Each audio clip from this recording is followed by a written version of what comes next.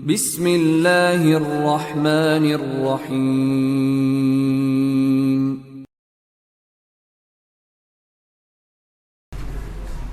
Assalamualaikum warahmatullahi wabarakatuh.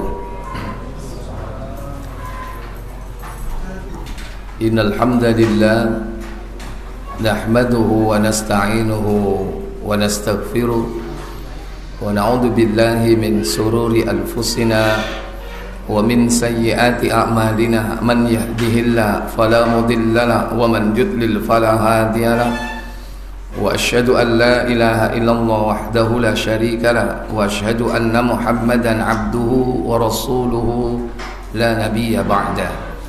Allahumma salli wa sallim wa barik ala Muhammadin sallallahu alaihi wa ala alihi wa ashabihi wa man tabi'ahum bi ihsanin ila yaumiddin. Amma ba'd. Pertama, kita bersyukur kepada Allah karena karunia yang Allah curahkan kepada kita tak terbatas dan tak terhitung. Semoga Allah menjadikan kita sebagai hambanya yang bersyukur atas nikmat-nikmat yang telah Allah berikan kepada kita. Dan semoga Allah tabaraka wa ta'ala menambah kenikmatan itu dengan keridhaannya. Semoga salawat dan salam selalu tetap terlimpah kepada junjungan kita Nabi besar Muhammad sallallahu alaihi wasallam. Demikian pula untuk keluarga dan keturunan beliau, para sahabatnya dan seluruh pengikutnya hingga tibanya hari kiamat. Bapak Ibu, saudara-saudari sekalian, jamaah Masjid Geria Permata Ilmu yang dirahmati Allah. Sebagaimana janji pada pertemuan sebelumnya, kita akan membahas, mengkaji satu kitab yang ditulis atau karya para ulama. Pada malam ini saya akan bawakan satu karya dari Dr. Saleh bin Fauzan bin Abdillahi Al-Fauzan. Karya beliau yang berjudul Aqidatut Tauhid. Aqidah At-Tauhid. Kitab ini secara umum berbicara tentang penjelasan, yakni tentang apa akidah dan apakah tauhid itu, serta membicarakan tentang hal-hal yang bertentangan atau berlawanan dengan akidah yang benar. Di antaranya yaitu kesyirikan, baik yang besar atau yang kecil, kekufuran atau segala bentuk penyimpangan di dalam akidah. Semoga Allah Jalla wa'ala memudahkan kita untuk tetap mengkaji kitab ini sampai tuntas. Tentu kita membutuhkan pertolongan dari Allah dan kesabaran, serta tidak terburu-buru dalam mempelajarinya. Akan tetapi kita perlu sedikit demi sedikit, setahap demi tahap kita memahami tiap bab dan pasal yang beliau cantumkan dalam sistematika kitab beliau tersebut. Kitab ini terdiri dari beberapa pasal dan terangkum dalam beberapa bab. Di sini disebutkan, yakni tidak lebih dari kurang lebih ada sekitar 6 bab ya. 6 bab ya. Yang terakhir yaitu bab tentang al-bid'ah, yaitu bid'ah. Dan setiap bab itu nanti akan ada beberapa pasal. Baik, kita mulai al-babul awal, bab yang pertama, yakni penjelasan atau pelajaran tentang akidah. Wa yatakunu minal fusulit tadiyah. Bab ini terdiri dari beberapa pasal. Al-faslul awal, yang pertama, makna al-aqidah, makna aqidah. wa bayanu ahammiyatiha, dan penjelasan tentang krusial atau pentingnya akidah tersebut. Bi'i'tibariha asasan yakumu alaihi bina'uddin, bahwa akidah itu sebagai asas atau landasan dibangunnya suatu agama. Jadi dia merupakan landasan yang membangun din agama. Itu adalah akidah. Al-fasl ats-tsani, yang kedua, masadirul aqidatis sahihah, sumber-sumber akidah yang benar. Wa manhajus salafi fi talqiha, dan bagaimana manhaj salaf mengambil sumber-sumber akidah tersebut. Al-fasl ats-tsalits, yang ketiga, al-inhirafu 'anil aqidati, penyimpangan-penyimpangan terhadap akidah. Wasubulut tawqiyah minhu, dan cara atau jalan bagaimana menanggulanginya. Kalau sudah ada penyimpangan, tentu di sini dibutuhkan adanya solusi agar kembali kepada yang benar, yang hak. Dalam bab ini, yakni tentang pelajaran apakah itu akidah, nanti dijelaskan, baru kemudian tauhid dijelaskan dalam kitab ini sebagaimana judulnya Aqidah At-Tauhid, yakni akidah tauhid diawali dengan pembahasan penjelasan tentang akidah dulu, apa maknanya.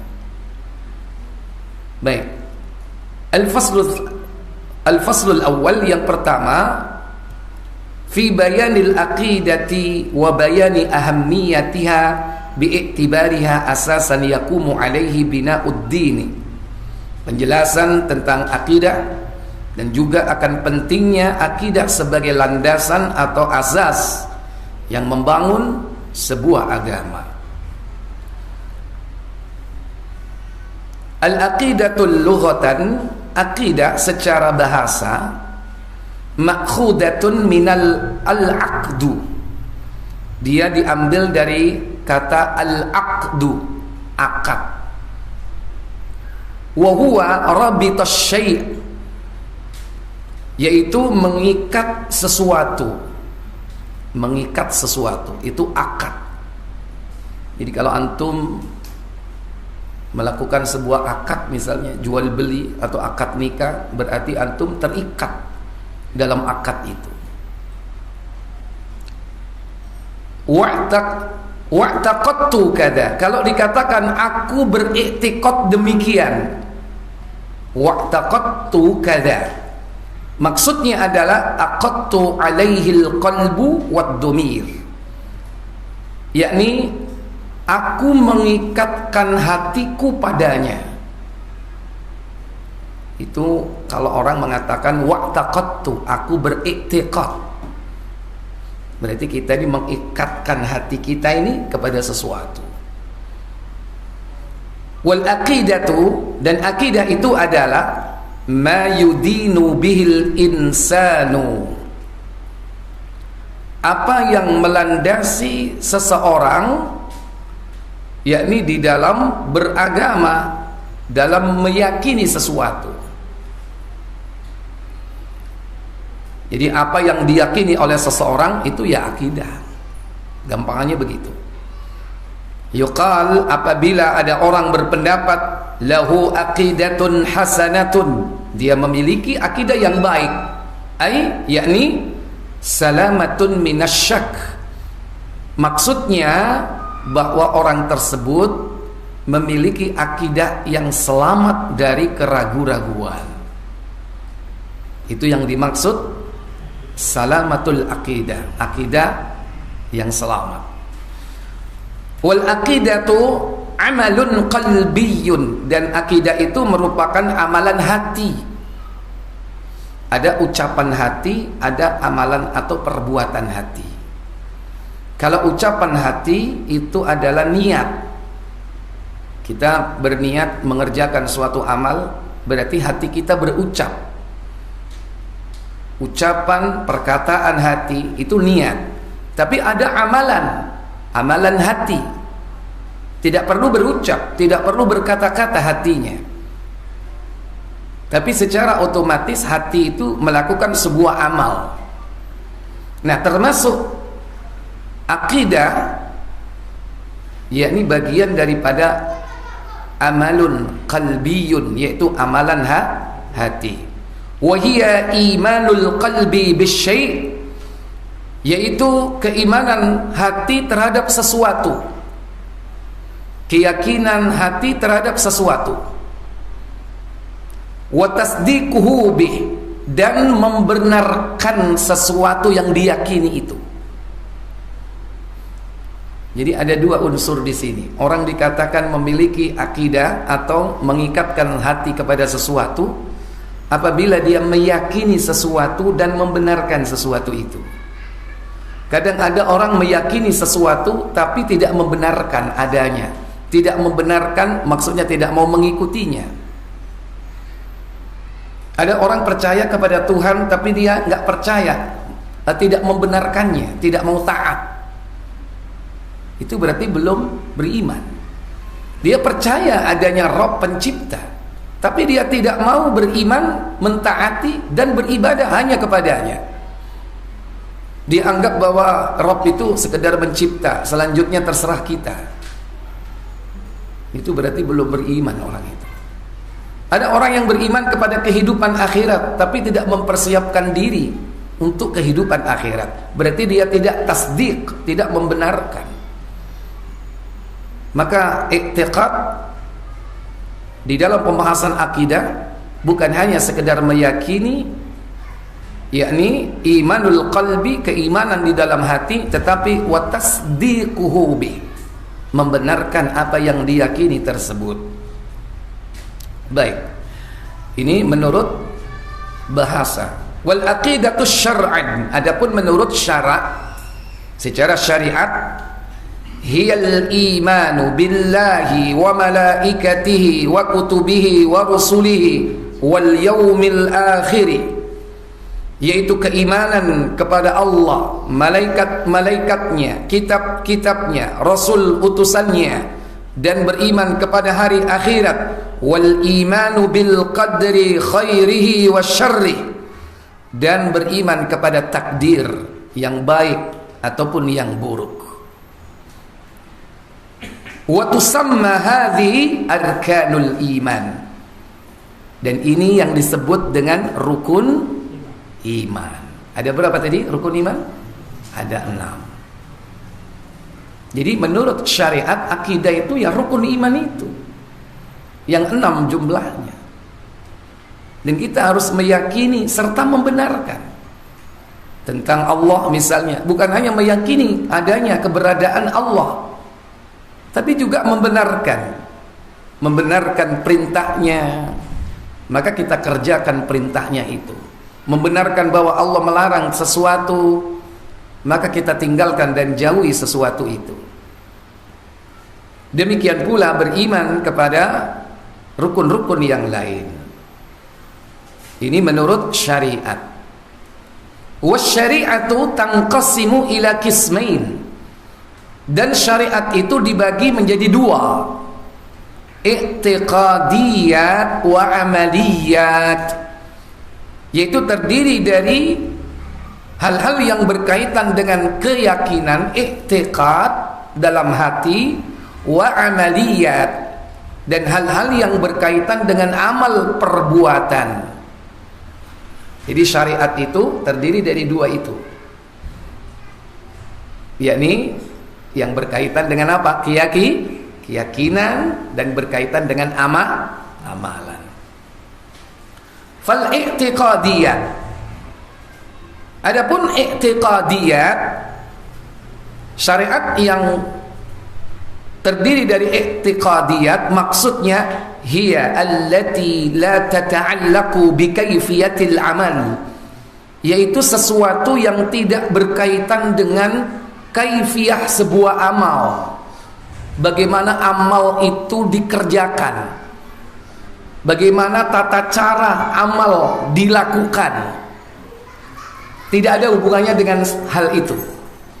Saya ulang, bahwa I'tiqad itu tidak ada hubungannya, tidak ada kaitannya dengan tata cara amal perbuatan. Terus apa? Ya berkaitan dengan keyakinan saja. Itu i'tiqad.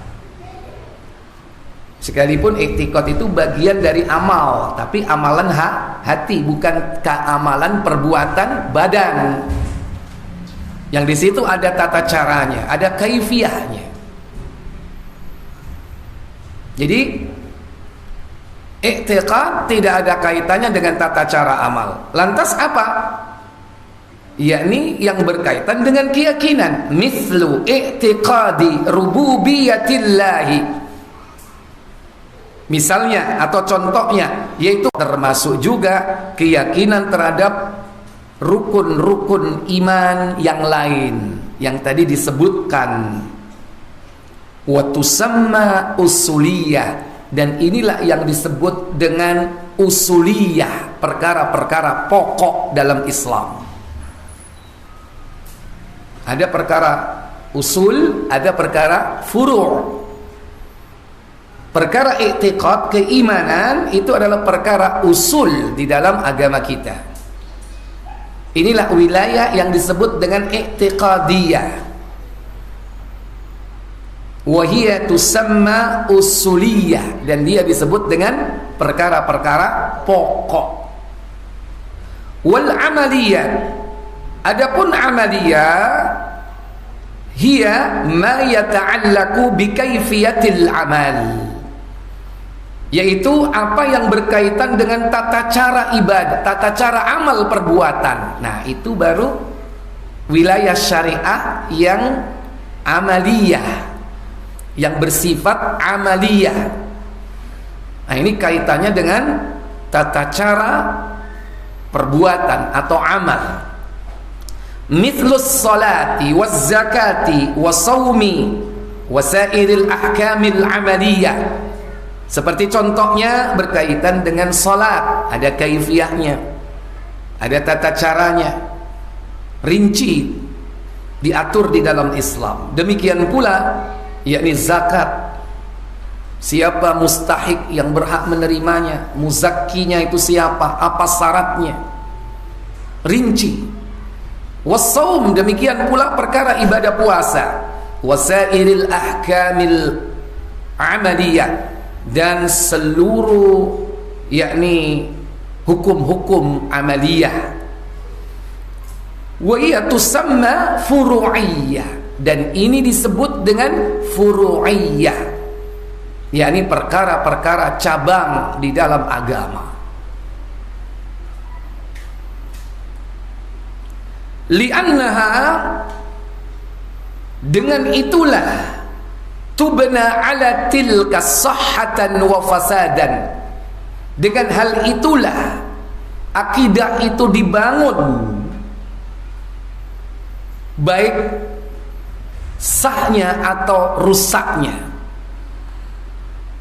Jadi agama itu dibangun, rusak dan benarnya agama itu tergantung dari akidah.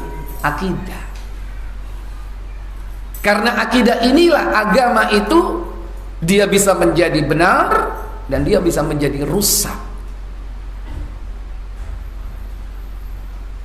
Maka kalau agama itu dibangun atas akidah yang menyimpang, agama itu akan rusak. Agama kalau dibangun atas akidah yang rapuh, dia akan goyah. Suatu saat dia akan hancur, bahkan ditinggalkan oleh penganutnya. Kenapa? Karena akidahnya rusak. Kadang tidak masuk di akal. Tapi tidak segala yang tidak masuk di akal itu tidak diterima. Karena perkara keyakinan kadang tidak masuk di akal. Tapi karena dasar landasannya adalah kuat, karena ada sesuatu yang lebih tinggi dari akal, yaitu wahyu, maka akidah itu akan tetap eksis sampai kapanpun, sekalipun akal tidak menerima. Karena kadang keyakinan itu tidak bisa dijangkau oleh akal. Maka Allah memberikan akal hanya sebagai sarana untuk memahami agama ini. Tapi seseorang tidak boleh mendahulukan akalnya daripada wahyu Allah Jalla wa'ala. Nah, tentu di sini semua bersumber dari wahyu, baik itu Al-Quran ataupun As-Sunnah, atau dari sumber yang sama, kitab-kitab terdahulu yang sudah diberikan kepada para nabi dan rasul. Maka wahyu yang sah, yang benar dari Allah pasti tidak akan menemui ta'arud, pertentangan, adanya kontradiksi. Kalau wahyu itu dibuat oleh manusia, pasti akan terjatuh kepada pertentangan antara satu dengan yang lain. Karena lemahnya akal manusia. Baik. Fal aqidatus sahihatu hiyal asasu. Akidah yang benar yaitu landasan, asas alladzi yaqumu alaihi ad-dinu, di mana agama itu dibangun. Wa tasihhu ma'ahul a'mal, dan bagaimana amal itu menjadi benar. Benarnya suatu amal itu berangkat dari akidah yang benar. Kalau orang sudah akidahnya salah, kemungkinan besar amalnya pun juga salah. Kama qala ta'ala, sebagaimana firman Allah Ta'ala, faman kana yarju liqa'a rabbih faly'amal 'amalan salihan wa la yusyrik bi'ibadati rabbih ahada. Surat apa ini? Masih ingat? Al-Kahfi pada ayat 110. Surah Al-Kahfi, coba dibuka surah Al-Kahfi. Ini beliau mencantumkan hanya potongan ayatnya. Qul innama ana basyarum mithlukum yuha ilayya annama ilahukum ilahu wahid. فَمَنْ كَانَ يَرْجُو لِقَاءَ رَبِّهِ فَلْيَعْمَلْ عَمَلًا صَالِحًا. Ini yang pertama, فَلْيَعْمَلْ عَمَلًا صَالِحًا. Ini syaratnya supaya amal itu diterima. Kemudian syarat kedua, atau merupakan syarat pertama dari yang kedua, bisa dibolak-balik, wala yusyrik bi'ibadati rabbi ahada. Apa kata Allah? Katakanlah Muhammad, sesungguhnya aku ini manusia biasa seperti kamu, yang diwahyukan kepadaku bahwa sesungguhnya Rabbmu itu adalah Rabb yang Maha Esa.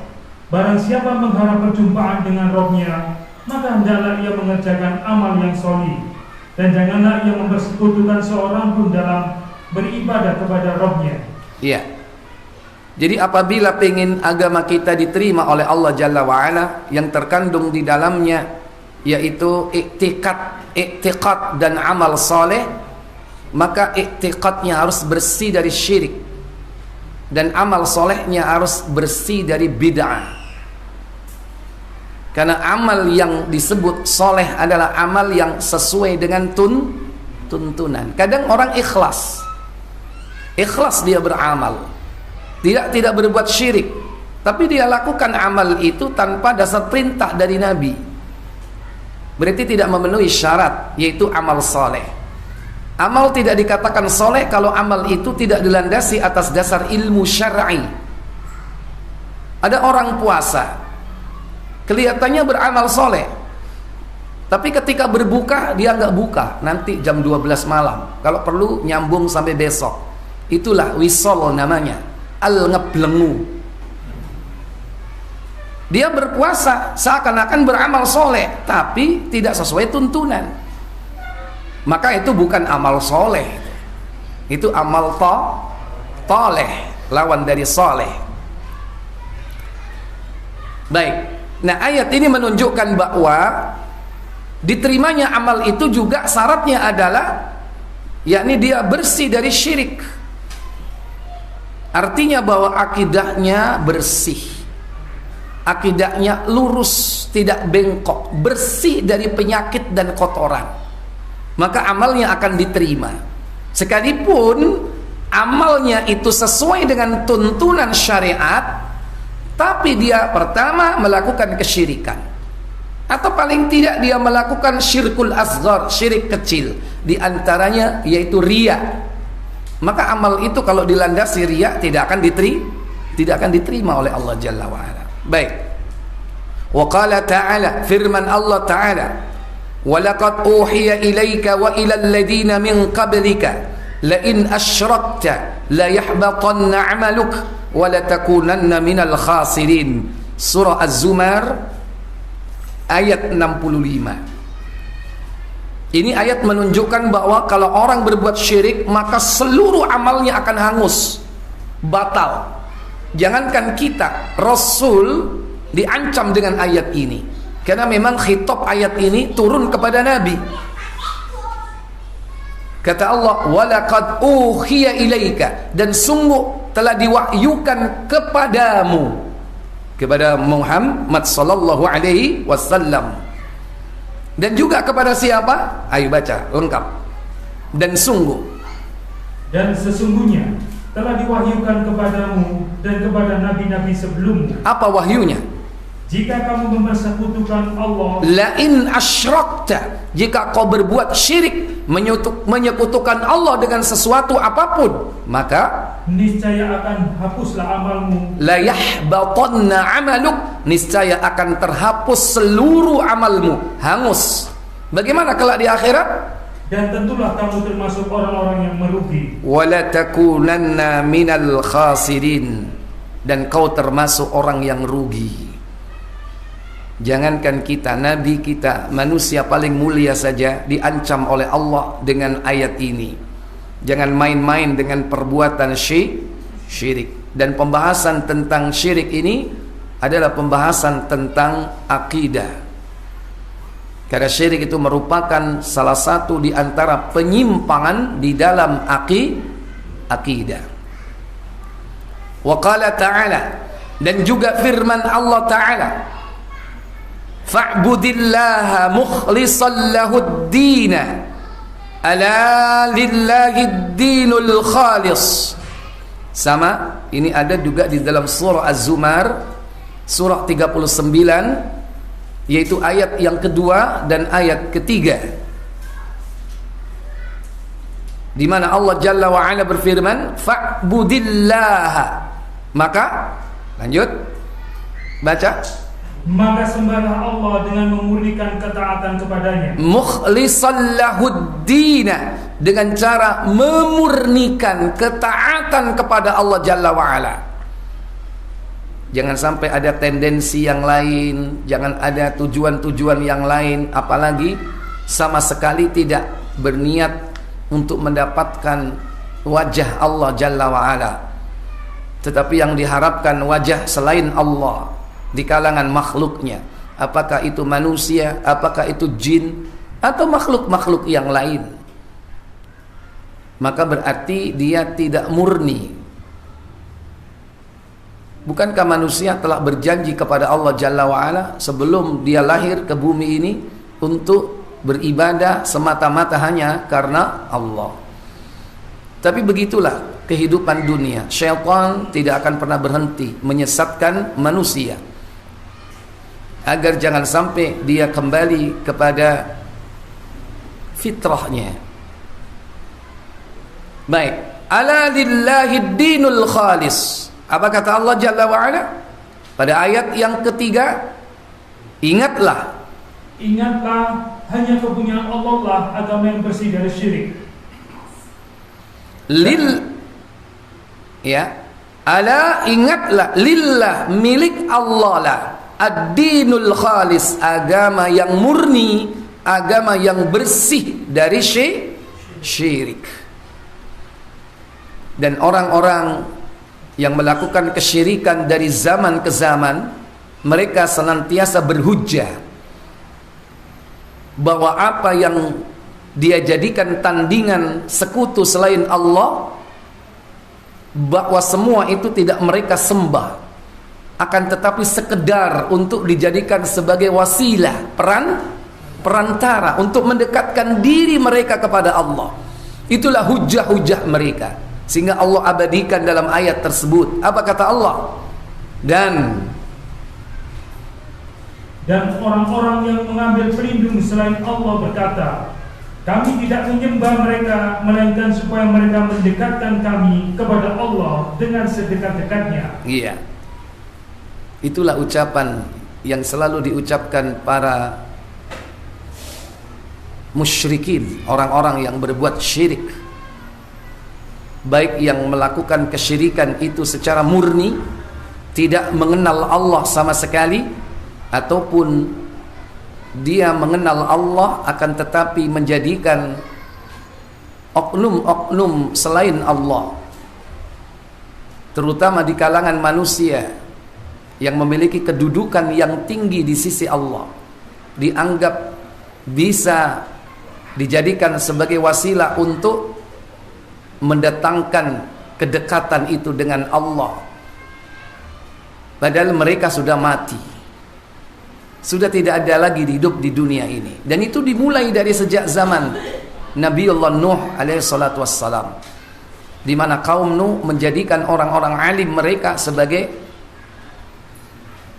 perantara untuk mendekatkan dirinya kepada Allah. Maka hadirlah Rasul pertama Nuh alaihi salatu wassalam mendakwai mereka agar mereka kembali kepada kemurnian akidah, menyembah hanya kepada Allah. Tetapi sejarah mencatat penentangan dan penolakan terhadap akidah yang benar, terhadap para nabi dan rasul yang diutus, itu akan selalu berulang, hadir dari zaman ke zaman sampai Nabi kita Muhammad sallallahu alaihi wasallam. Dan seusai Nabi wafat pun, sampai datangnya hari kiamat, kehidupan ini tidak akan pernah sepi dari penentangan terhadap akidah yang benar, yang hanya menyembah, mengabdi kepada Allah tabaraka wa taala. Oleh karena itu, para duat yang mendakwakan tauhid jangan berkecil hati. Kalau kita melihat sejarah para nabi dan rasul, sungguh dahsyat penentangan dan permusuhan mereka terhadap para nabi dan rasul. Padahal betapa sayangnya para nabi dan rasul itu mengajak manusia itu kembali kepada fitrahnya, yaitu menyembah hanya kepada Allah. Tapi kadang orang yang disayang itu nggak ngerti kalau orang itu disayang, ya itulah peran besar dari iblis dan bala tentaranya syaitan, menjadikan sesuatu yang hak seakan-akan batil, dan menjadikan atau menampakkan kebatilan seperti hak. Dan inilah ujian kita hidup di dunia. Fadallat hadhil ayatil karimah, ayat yang mulia ini menunjukkan bahwa wa ma jaa bimaknaha, jadi apa yang telah datang dari Al-Quran yang semakna dengan hal itu, wa huwa katsirun, banyak sekali di dalam Al-Quran disebutkan, ala annal a'mala, bahwasanya amal seseorang itu la tuqbalu illa idza kanat khalisatun minasyirk. Amal seseorang itu tidak akan diterima melainkan apabila amal itu yakni bersih dari kesyirikan. Amal itu akan ditolak kalau masih ada di dalamnya kesyirikan. Maka amal kita yang kita kerjakan 24 jam dari bangun tidur sampai tidur kembali, jangan dirusak dengan syirik. Dan ini kita sudah bahas ya, syirik ini sejak awal. Sebelum kita membuka kitab ini, kita terangkan tentang jenis-jenis syirik.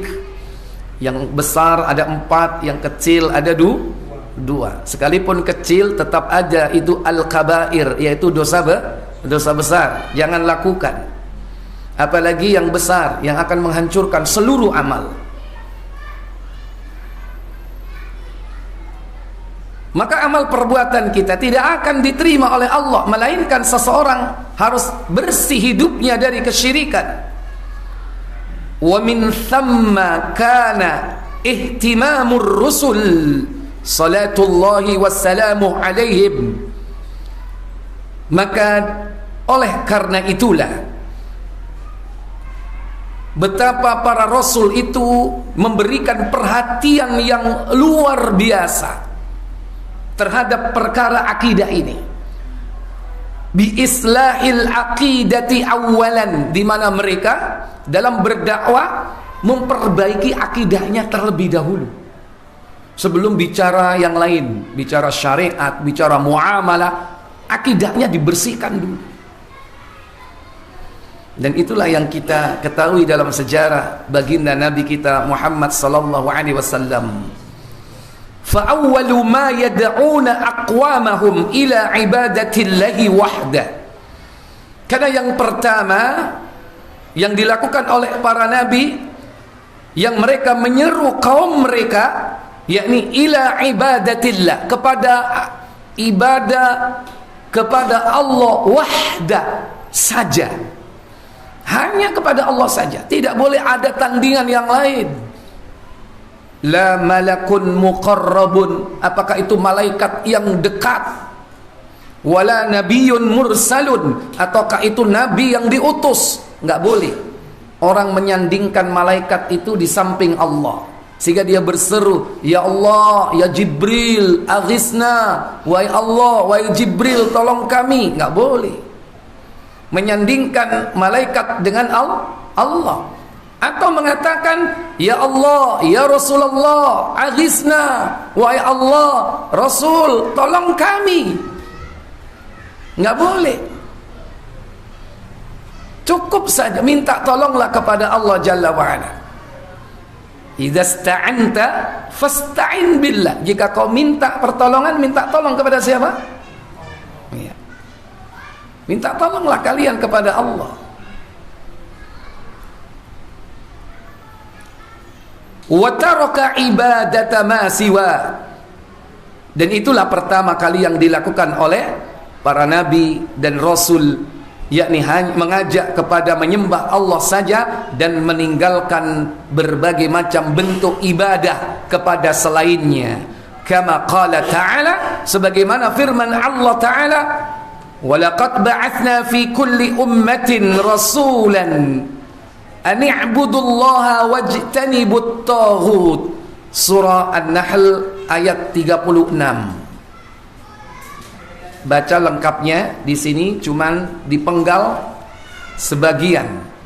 Walaqad ba'athna, dan sungguh telah kami utus, fi kulli ummatin, untuk masing-masing umat. Baik, baca lengkap. Dan sungguhnya kami telah mengutus Rasul pada tiap-tiap umat untuk menyerukan, sembahlah Allah saja dan jauhilah tauhid itu. Iya.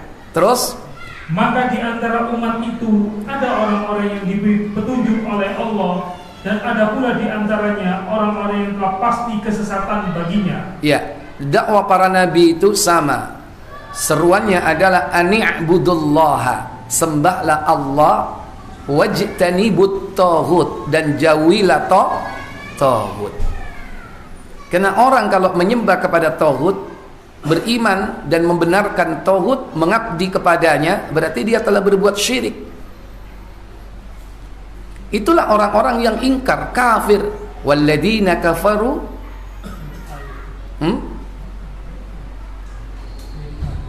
Bagaimana kalau orang-orang beriman? Mereka beriman kepada Allah dan mengingkari taghut. La ikraha fid-din, qad tabayyana ar-rusydu minal ghayy, faman yakfur bit-taghuti wa yu'min billah faqad istamsaka bil 'urwatil wuthqa. Itu orang beriman. Kalau orang kafir, walladzina kafaru, bagaimana kebalikannya?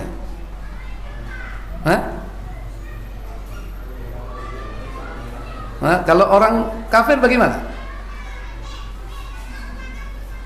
la infisama laha wallahu sami'un alim.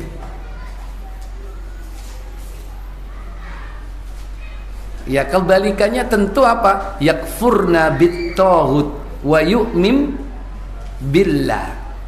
Kalau dibalik berarti apa? Yakfurna billahi wa yu'min bit-taghut. Maka itulah syirik. Dia kufur kepada Allah, dia beriman kepada taghut. Tapi kalau ayat itu kan tidak. Disebutkan adalah orang-orang beriman. Walladzina amanu, orang-orang yang beriman. Bagaimana mereka? Hah?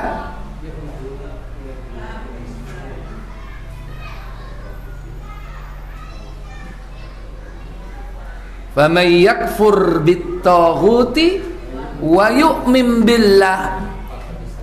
Iya kan? Nah, itu orang mukmin. Kalau orang yang kafir bagaimana? Ya dibalik saja. Ya. Bagaimana taghut? Berarti yakfurna billahi wa yu'min bit-taghut. Dia kufur kepada Allah, dia beriman kepada taghut. Ya, nanti konsekuensinya di situ ada, ya. Yani apa? Dikeluarkan dia dari kegelapan, yaitu dimasukkan kepada, yakni sesuatu yang meneranginya. Yukhrijunahum minadh-dhulumati ilan nur, itu yang beriman. Tapi kalau orang-orang kafir dibalik, yakni yukhrijunahum minan nuri iladh-dhulumat, dikeluarkan dia dari cahaya terang, dimasukkan ke dalam kegelapan.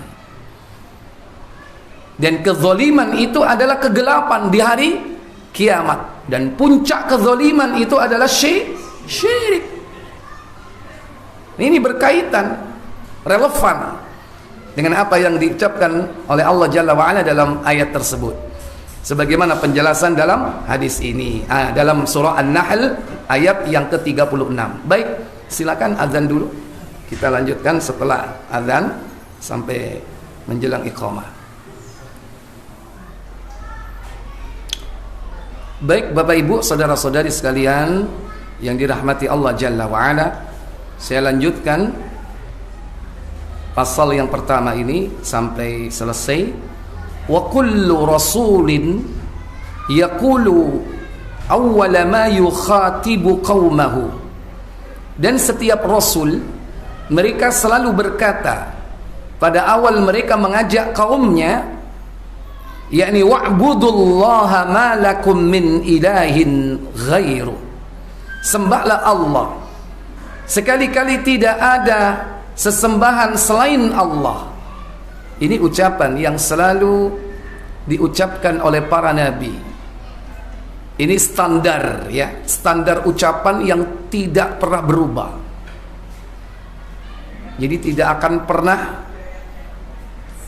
sedikit pun ada penambahan dalam perkara mengajak kaum orang-orang yang telah menyimpang itu, melainkan diajak kembali hanya kepada Allah saja, tanpa ada syarat, tanpa ada reserve, tanpa ada tambahan-tambahan. Kalimat ini diulang-ulang terus oleh para nabi. Qalaha Nuh wa Hud wa Salih wa Syu'aib. Itulah yang diucapkan oleh Nuh, Hud, Salih dan Syu'aib. Wa sa'iral anbiya'i liqaumihim, dan seluruh para nabi dan rasul kepada kaumnya. Coba antum lihat dalam surah Al-A'raf mulai dari ayat 59. Laqad arsalna Nuhan ila qaumihi qala ya qaumi ibudullaha ma lakum min ilahin ghairu. Ini standar. Ya, di sini disebutkan ibudullaha ma lakum min ilahin ghairu. Surat 7 ayat 59. Apa kata Allah Jalla wa Ala? Sesungguhnya kami telah mengutus Nuh kepada kaumnya, lalu ia berkata, Apa katanya? wahai kaumku, sembahlah Allah. Sekali-kali tidak ada Rabb bagimu selainnya. Sesungguhnya kalau kamu tidak menyembah Allah, aku takut kamu akan ditimpa azab di hari yang besar, yaitu kiamat. Ya. Kemudian ayat 65 di surah yang sama. Wa ila 'adin akhahum huda qala ya qaumi i'budullaha ma lakum min ilahin ghairu afala tattaqun. Apa kata Allah? Dan kami telah mengutus kepada kaum Ad, saudara mereka, yaitu Hud. Ia berkata, hai kaumku, sembahlah Allah. Sekali-kali tidak ada Rabb bagimu selain darinya. Maka mengapa kamu tidak bertakwa kepadanya? Ya. Demikian pula pada ayat 73 dalam surah yang sama, wa ila thamud akhahum salihah qala ya qaumi i'budullaha ma lakum min ilahin ghairu. Apa kata Allah? Dan kami telah mengutus kepada kaum Tsamud, saudara mereka, yaitu Saleh. Ia berkata, hai kaumku, sembahlah Allah.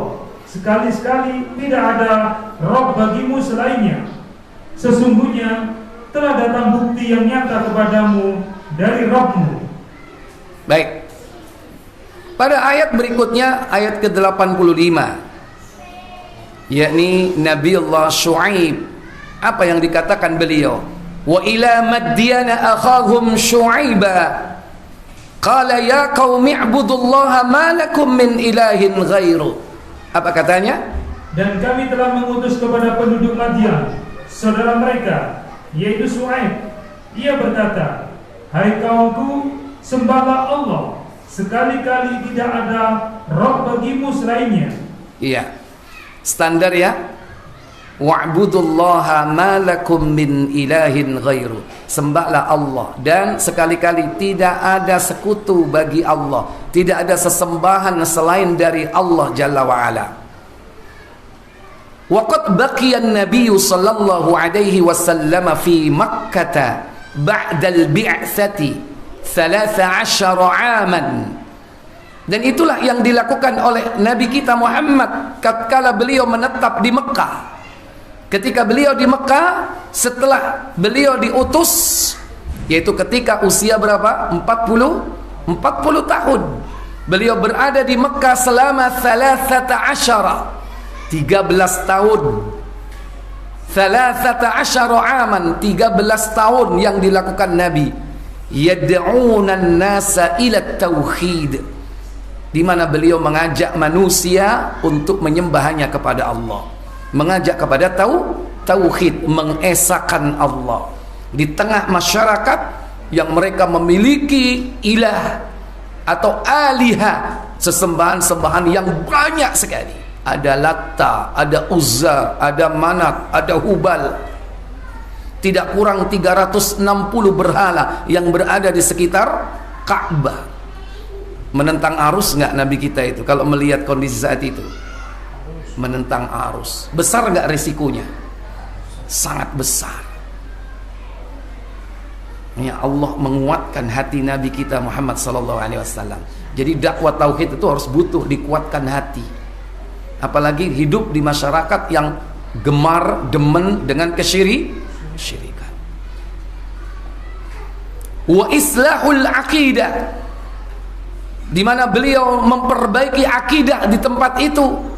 Li'annahal asasu, karena itu merupakan dasar atau landasan. Alladhi yakumu alaihi bina'uddin, di mana agama itu dibangun di atasnya. Waqad ihtazad du'at wal muslihuna fi kulli zamanin hadzul anbiya wal mursalin. Dan itulah yang dilakukan terus oleh para duat, para dai, dan orang-orang yang hendak memperbaiki keadaan umat ini dari zaman ke zaman, di mana mereka mengikuti para nabi dan rasul. Wa kanu yabda'una bid-da'wati ila tauhid, maka dakwah pertama yang dia lakukan adalah dakwah kepada tauhid. Ucok diajak sing macam-macam. akidah sing dikudu didandani. Ya, kadang kita diajak ya, wow, ayo kita memanah, ini sunnah Rasulullah. Bolehlah memanah, berkuda ya kan, tapi yang lebih penting memperbaiki apa? Akidahnya dulu. Ini akidahnya gak benar, koncoe dhewe dipanah loh. Ya, karena kena subhat. Subhat apa? Subhat khawarij. Wah, kafir, panah, ya kan? Akhirnya salah. Ini. Jadi itulah yang dilakukan oleh para duat, para dai dari zaman ke zaman. Kalau mereka mengikuti jejak langkah Nabi dan Rasul, mereka awali dakwahnya ila tauhid wa islahul aqidah, dan dalam rangka untuk memperbaiki apa? Akidah. Thumma yattajihuna ba'da dzalika ila amril bibaqiyati awamiriddin. Kemudian baru setelah itu diarahkan seseorang itu untuk melaksanakan segala perintah-perintah Allah di dalam syariatnya, yakni selain daripada akidah. Tapi setelah akidahnya sudah mapan, sudah kuat, silakan berbicara tentang yang lain ya. Dan dakwah Nabi ketika di Mekah 13 tahun itu membangun akidah. Setelah beliau hijrah ke Madinah, barulah Nabi membangun peradaban dunia, membangun sistem ekonomi, membangun sistem pertahanan, membangun sistem sosial, membangun sistem politik dan sebagainya. Itu ketika Nabi hijrah ke Madinah, saat akidah kaum muslimin ini sudah memungkinkan untuk menerima semua itu. Kalau belum membangun sistem ekonomi, sistem sosial, sistem budaya, sistem politik dan seterusnya dari dasar akidah yang carut marut atau rapuh, maka negeri itu tidak akan lama, dia akan menjadi hancur. Kenapa? Karena tidak ada landasan yang kokoh. Ibarat rumah, sebelum dibangun pilar, ada kolom, ada dinding, bahkan ada atap. Semua itu harus berangkat dari pondasi yang harus dibangun dulu. Nah, kalau pondasinya nggak ada, ojo menek di bulldozer, kena angin air roboh. Itulah analoginya dalam kehidupan kita ya. Jadi membangun akidah seperti membangun rumah, yakni yang diawali yaitu pondasi terlebih dahulu. Baik, mungkin ini yang bisa saya sampaikan karena sudah tuntas pembahasan pasal pertama. Insya Allah kita akan membahas pasal yang kedua pada pertemuan berikutnya. Sebelum saya tutup, saya beri kesempatan waktu bagi hadirin untuk tanya jawab, silakan. Ya. Tadi sampaikan bahwa tauhid itu penting, tapi bagi kami kan juga perlu tahu juga ilmu-ilmu tentang fikih, ilmu cabang lain.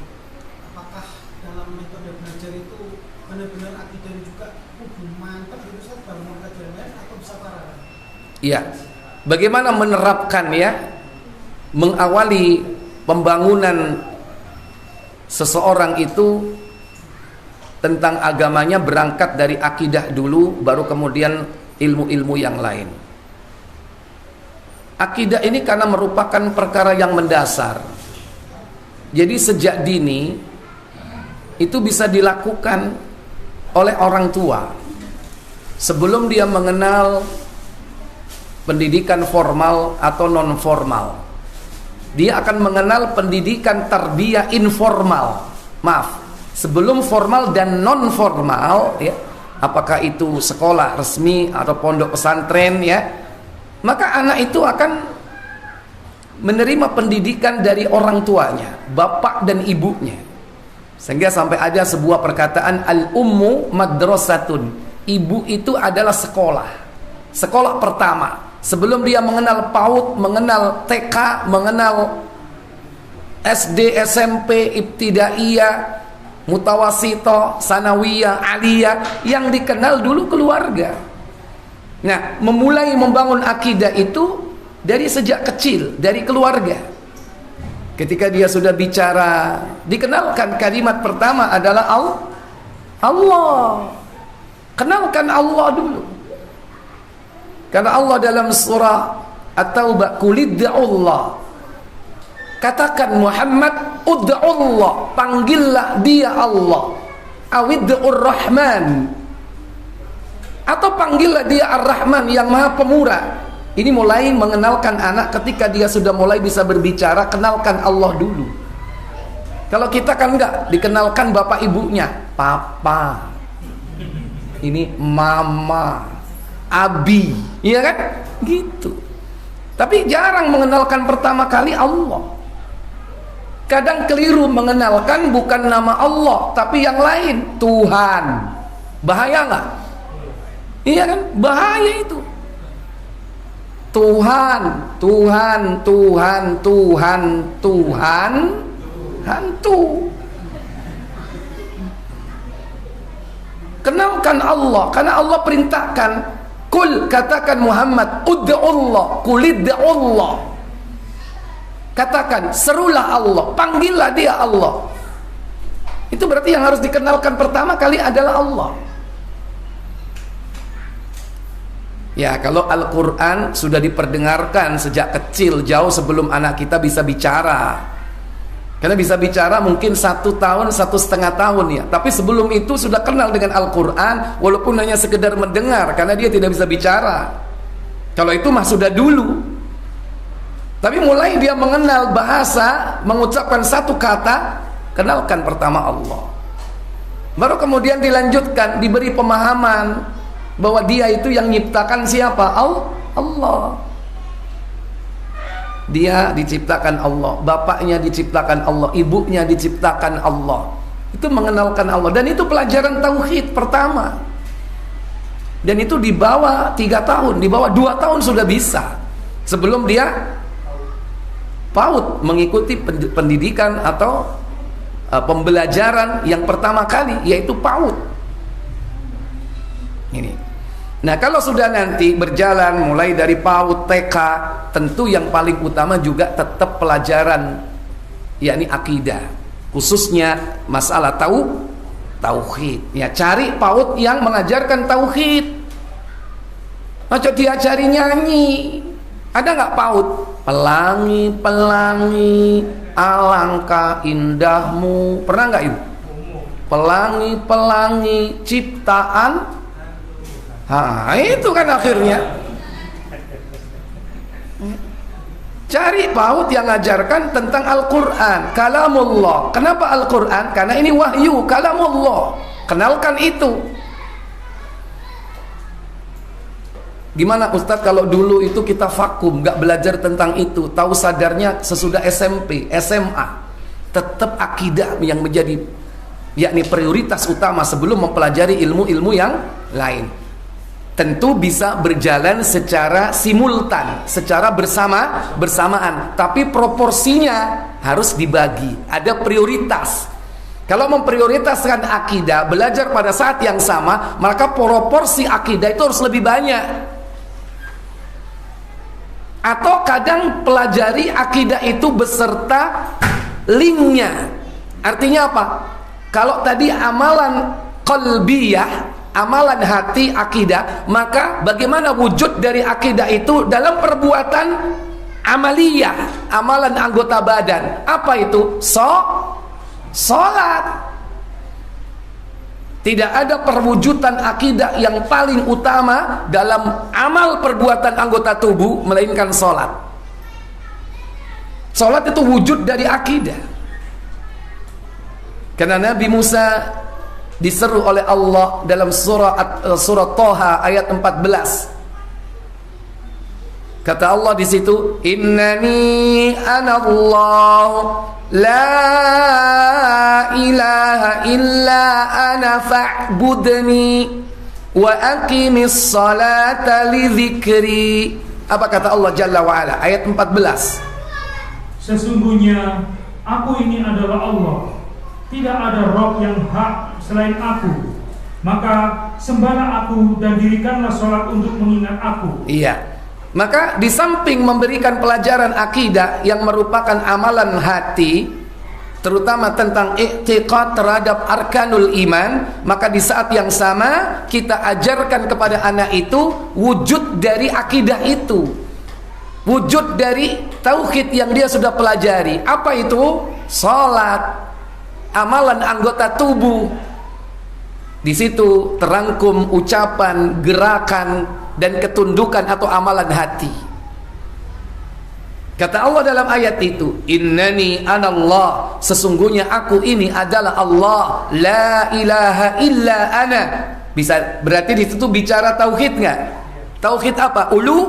Uluhiyah, tentang penyembahan kepada Allah. La ilaha illa ana, tidak ada ilah sesembahan kecuali aku. Fa'budni, maka mengabdilah kau kepadaku, sembahlah aku. Bagaimana caranya? Wa aqimis salata lidzikri, dan tegakkanlah salat untuk mengingatku. Makanya di samping dikai ajaran pelajaran akidah, anaknya dijak sholat, diajari sholat. Begitu. Dan di dalam sholat itu juga terdapat hukum-hukum fikih. Bagaimana kaifiyah tata cara sholat, ya kan? Maka ajari yang sederhana. Sebelum sholat, ayo apa wudu, fikih ini melbu. Ngene nek wudu. Kalau kita sudah masuk kepada kaifiyah sholat, berarti bicara tentang apa? Fikih. Tapi praktek sholat secara keseluruhan itu perwujudan dari akidah. Makanya syaitan atau iblis itu berusaha untuk menyimpangkan manusia, membuat amalan-amalan badaniyah yang menyimpang dari akidah. Ono sing ngene. Apa itu? Apa? Shaolin. Yoga. Maka iblis menciptakan gerakan-gerakan tandingan. Yoga, Tai Chi, Falun Gong, kan? Itu gerakan-gerakan itu, gerakan tandingan yang menciptakan siapa? Iblis. Menandingi apa? Menandingi gerakan yang Allah ciptakan. Apa ini? Salat. Ini gerakan yang Allah ciptakan. Ada takbir, ada sedekap, ada ruku, ada sujud. Makanya kadang ada orang Pak meninggalkan sholat. Kenapa? Karena di dalam sholat gak khusyuk. Begitu dia lakukan yoga, meditasi, langsung plus hilang. Kemana? Masuk dunia astral. Dia merasakan nikmat di sana. Di sana dia bertemu dengan jin, ditipu daya, sehingga seakan-akan mendapatkan kebahagiaan, ketenangan. Hati-hati, jangan sekali-kali belajar yoga, karena itu adalah ritual ibadah dari orang-orang animisme, dinamisme, kemudian diadop oleh Hindu dan Buddha, dan itu adalah produknya iblis. Dan iblis itu membuat produk diversifikasinya banyak. Tadi itu baru beberapa yang saya sebutkan, Tai Chi, yoga. Diversifikasinya banyak supaya orang apa? Tidak ikut yang satu, ikut yang lain. Cukup kita ini mengikuti gerakan yang Allah ciptakan. Apa? As-shalah, itu gerakan. Kenapa harus kita menunjuk, ya kan? Telunjuk kita mengarahkan ke arah kiblat, kaki kita ditekuk, jari-jarinya menghadap ke kiblat, ada iftirash, ada tawaruk. Itu gerakan yang pakem. Iblis nggak mau diem, dia akan berusaha menyesatkan manusia. Dan dibuat orang itu kalau sudah masuk kepada gerakan-gerakan lawan dari gerakan sholat, maka dia akan mendapatkan yakni kenyamanan, kebahagiaan, tapi semua itu semu. Kenapa? Karena dia ditipu oleh syaitan. Seakan-akan dia menemukan hal yang sebenarnya, padahal itu tidak lain adalah kesemuan. Tipu daya itu. Nah, anak-anak kita mulai diajarkan tauhid sejak dini, dan ajarkan dia mulai sholat. Kalaupun kita harus mengikuti dalam satu kurikulum pelajaran secara formal atau non formal di pondok-pondok pesantren, cari yang membahas atau memprioritaskan pembahasan tentang akidah. Di samping disiplin ilmu yang lainnya tentunya. Wallahu a'lam.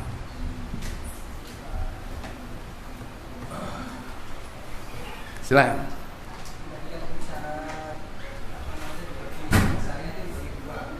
Apa itu akidah?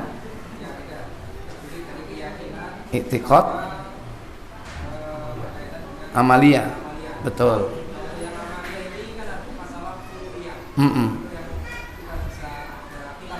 Betul. Iya, dalam perkara i'tiqadiyah tidak ada khilaf.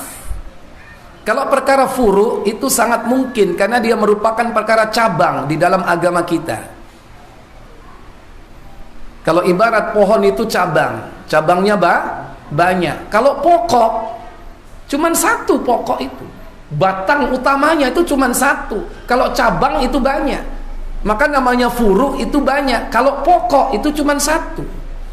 Dan itulah akidah yang dari zaman ke zaman Allah Jalla wa'ala pertahankan. Sistem ini tetap tidak akan pernah berubah. Karena memang hakikatnya adalah yang kebenaran. Misalnya tentang Allah, dari zaman ke zaman para nabi itu memerintahkan untuk menyembah hanya kepada Allah. Karena memang Rabb, pencipta, Al-Khaliq, Al-Muhyi, Al-Mumit, Al-Mudabbir, yang menciptakan, yang Ar-Razik, memberi rizki, yang menghidupkan, mematikan dan mengatur segala sesuatu cuma Allah, nggak ada yang lain. Itu pokok. Tapi lantas kenapa kemudian ada yang meyakini bahwa yang menurunkan hujan itu dewa Indra? Ya kan? Yang mencipta itu Brahma. Yang merusak, menghancurkan itu apa? Siwa. Kenapa kok ada seperti itu? Berarti itu adalah produknya siapa? Produk tandingan, produknya iblis, dan diversifikasinya banyak. Ini tentang Allah, nggak ada beda. Itu kalau kita tinjau secara universal dengan agama yang lain. Sekarang masuk ke dalam syariat Islam, dalam agama Islam sendiri, itu diacak-acak. Seandainya sama-sama meyakini bahwa Allah itu satu-satunya Rabb yang mencipta, memberi rizki, kemudian yang menghidupkan, mematikan, mengatur segala sesuatu, masuk syaitan di celah mana? Yaitu di celah bahwa Allah itu ada di mana-mana. Padahal akidah dari zaman ke zaman, dari nabi-nabi terdahulu, dari kitab-kitab samawi, termasuk Al-Quran sebagai penyempurna kitab-kitab sebelumnya, bahwa Allah istawa alal arsh. Ini pokok. Itu standar pokok, baku, nggak bisa dirubah. Dan di situ dalam memahaminya bagaimana para nabi dan rasul serta para sahabat memahaminya. Laisa lahu ta'til, tidak boleh ditiadakan sifat-sifat Allah itu. Kalau tadi sepakat dalam urusan rububiyah, kadang orang masuk, kadang syaitan itu masuk mengacak-acak dalam urusan asma dan sifat, diacak-acak di situ. Rububiyah sepakat, uluhiyah sepakat, dirusak asma dan sifatnya. Ketika Allah disifati istawa alal arsh, syaitan masuk mengacak-acak akidah yang lurus menjadi menyimpang. Muncullah akidah Allah di mana-mana. Ada nggak seperti itu? Padahal jelas dalam Al-Quran diulang 7 kali ayat itu. Ar-Rahmanus Alal arsyistawa, bahwasanya dia Allah Ar-Rahman yang Maha Pemurah bersemayam di atas sudah jelas di situ. Muncul lagi pendapat Allah tidak memiliki arah dan seterusnya. Sekalipun itu menjadi pembahasan yang dari zaman ke zaman tidak akan pernah selesai, maka paling mudah ikutilah bagaimana pemahaman para sahabat Nabi. Mereka adalah salafus soleh, tidak ada yang nyeleneh. Kecuali 4 abad setelah Nabi wafat, ketika agama ini sudah kemasukan pemahaman filsafat. Sudah mulai masuk guru 1, guru 2, ada Plato, ada Aristo, ada Sokrates. Sokrates apa? Sokrates. Oh, Sokrates. Ini rusak agama karena itu. Jadi pokok itu satu. Para ulama Ahlus Sunnah tidak akan berbeda pendapat. Berarti kalau menyimpang dalam masalah pokok, itu berarti sudah keluar dari kelompok Ahlus Sunnah wal Jamaah. Apakah dia termasuk Jahmiyah, apakah Qadariyah, apakah Mu'tazilah, apakah Sufiyah, apakah Syiah, masuk ke dalam kelompok-kelompok sesat. Karena yang direkomendasi akidah yang benar, yang selamat, al-firqah, an-najiyah, mereka yang mengikuti, yakni akidahnya para sahabat. Sehingga kata Nabi ketika ditanya al-jamaah itu siapa? Ma ana alaihi wa ashabi, yaitu orang yang mengikuti aku dan sahabatku pada saat itu. Wallahu a'lam. Baik, terakhir silakan.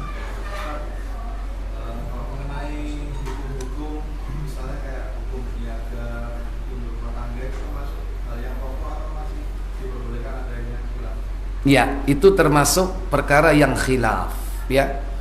Nah, di antara perkara-perkara yang menjadi khilaf, kewajiban kita yaitu pertama mengikuti dalil Al-Qur'an dan As-Sunnah, bukan mengikuti pendapat orang. Mengikuti dalil Al-Qur'an dan As-Sunnah. Yang kedua yaitu mengikuti yakni qalas sahabat, perkataan para sahabat, bagaimana memahami Al-Qur'an dan Sunnah itu. Bagaimana sahabat memahami Al-Quran dan As-Sunnah itu. Karena kadang masing-masing juga membawa dalil ketika mereka berikhtilaf, berbeda pendapat dalam satu perkara, masing-masing punya hujjah. Mereka membawa dalil dari Al-Quran dan As-Sunnah. Nah, kita mengikuti yang mana? Mengikuti yang pertama tadi, yang berdalil dengan Al-Quran dan As-Sunnah. Kalau sama-sama memakai dalil Al-Quran dan As-Sunnah, yang kedua mengikuti pemahaman para sahabat Nabi. Kalau ada masing-masing di antara mereka pendapat dari sahabat, karena sahabat ini banyak, juga kadang mendukung pendapat-pendapat itu, maka yang ketiga ikuti pendapat yang rajih, pendapat yang kuat di kalangan sahabat itu. Jadi kalau perkara-perkara muamalah sangat mungkin terjadi ikhtilaf. Makanya perkara din, perkara agama itu paling tidak melingkupi 5. Pertama, i'tiqadiyah, i'tiqad. Kedua, syar'iyah, syariat, hukum. Bagaimana hukum, ya, menegakkan qisas, hukum rajam, hukum had, dan seterusnya. Hukum. Yang kedua, ubudiyat. Apa ubudiyat? Ubudiyat itu adalah yaitu ibadah, ritual, salat, puasa, zakat. Nah, ini di sini sudah masuk kepada ranah ikhtilaf di sini. Kemudian yang keempat yaitu apa? Muamalah. Yang ditanyakan tadi, muamalah, hubungan sesama muslim dan non muslim. Di situ ada bagaimana jual beli, utang piutang, sewa menyewa, gade menggade, muamalah itu. Baru yang kelima, yang terakhir yaitu akhlak atau adab, etika. Dan itu perkara agama, karena Islam ini sudah memberikan tata cara, bagaimana cara makan, cara minum, cara tidur, cara masuk kamar mandi, cara masuk WC, cara hubungan suami istri. Ada etika dan adabnya. Dan orang-orang kafir melalui para syaitan itu di kalangan jin dan manusia juga berusaha untuk membuat tandingan dalam urusan-urusan adab etika. Kita sudah diberikan tata cara adab etika makan, maka diciptakanlah orang kafir, diciptakanlah oleh orang kafir apa? Table manner. Tahu table manner? Oh, makan. Di situ yang ada apa? Garpu sama apa? Pisau, ya kan? Dipegang oleh tangan apa garpunya? Tangan kiri. Pisaunya tangan apa? Kanan. Ketika menyuap tangan apa nanti? Kiri. Tak wale Ustaz, menyalahi table manner kon. Ya kan kok diseneni mbek gurumu kon apa? John Robert Power. Nah, itu menyesatkan itu. Ya, kita ini sudah punya aturan sendiri, tata cara, adab, etika sendiri. Jangan ngikuti orang-orang kafir. Agama kita ini lengkap, sempurna, bersin aja diatur. Nah, kadang ada orang membuat cara-cara sendiri. Adab ketika buang air kecil, apa yang dilakukan? Jongkok. Sekarang orang dipaksa, dikondisikan supaya berdiri. Diciptakanlah alat kotak namanya apa? Noir. Akhirnya dia mau nggak mau pipis berdiri, dan itu banyak di masjid-masjid. Betul nggak itu? Iya, awas kon masjid kini gawe koyo ngono. Ya. Nggak ngikuti sunnah. Bikin kamar-kamar kecil yang banyak. Nggak ada alasan, nggak ada tempat. Ya sesuai dengan kondisi nanti berapa jamaahnya.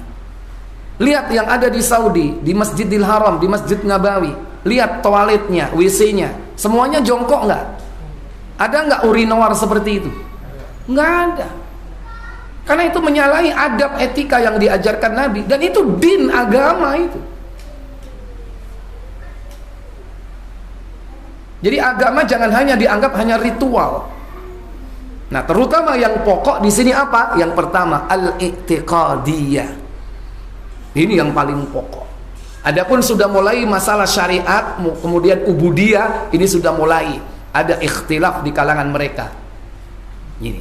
Tapi yang penting di sini adalah kita harus kembali kepada Al-Qur'an dan As-Sunnah. Dan kembali kepada Al-Quran dan As-Sunnah itu pun dengan catatan sesuai dengan pemahaman siapa. Karena masing-masing mengklaim dirinya berhujjah dengan Al-Quran dan As-Sunnah. Sekarang mengikuti pemahaman siapa? Tentu pemahaman para salafus salih, karena mereka adalah orang yang direkomendasi untuk diikuti, terutama para sahabat. Alaikum bisunnati wa sunnatil khulafair rasyidin al-mahdiyyin.